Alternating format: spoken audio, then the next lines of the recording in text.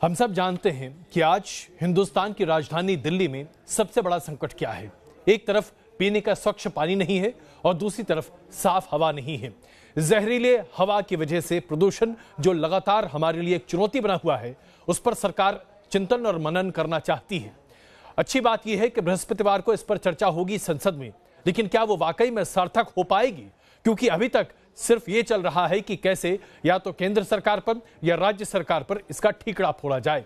इस बीच आइए आपको दिखाते हैं हमारे तमाशेबाज मंत्री या राजनेताओं ने आज प्रदूषण को लेकर कैसे अपने अपने तमाशे किए। देश की राजधानी में दम फूल रहा है। जहरीली हवा और प्रदूषित पानी दिल्ली को बीमार कर रहा है, लेकिन जनप्रतिनिधि एक्शन की बजाय इस पर ड्रामा करते ज्यादा नजर आते हैं।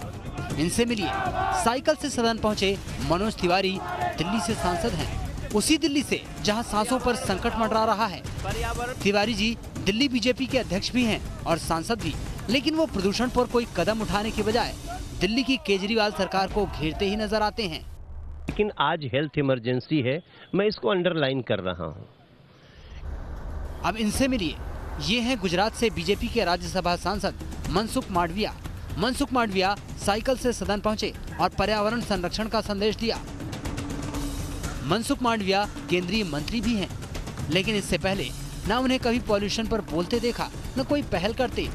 अब सदन में साइकिल से आने की पहल प्रदूषण जागरूक करने की पहल है या सिर्फ ड्रामा? केंद्रीय पर्यावरण मंत्री प्रकाश जावड़ेकर तो एक कदम और आगे बढ़ गए।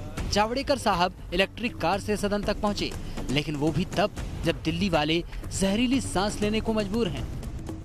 संसद के शीतकालीन सत्र में कुछ सांसद तो मास्क पहनकर सदन पहुंचे। कांग्रेस सांसद गौरव गोगोई ने मास्क पहना और सरकार को प्रदूषण रोकने के लिए ठोस कदम उठाने की नसीहत दी, तो टीएमसी की सांसद काकोली घोष भी मास्क पहनकर सदन पहुंची और कहा कि दिल्ली की हवा में दम घुटता है।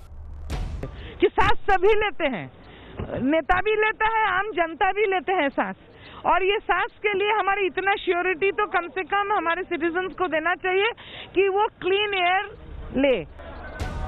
दिल्ली के प्रदूषण का मुद्दा सदन में भी उठा। लोकसभा में कांग्रेस के मनीष तिवारी से लेकर बीजेडी के पिनाकी मिश्रा तक ने पॉल्यूशन पर सवाल उठाए, लेकिन बड़ी बात ये कि जिन पर नीति बनाने और उसे लागू कराने की जिम्मेदारी है, क्या वो सिर्फ बातों से प्रदूषण को भगाएंगे? Team news nation.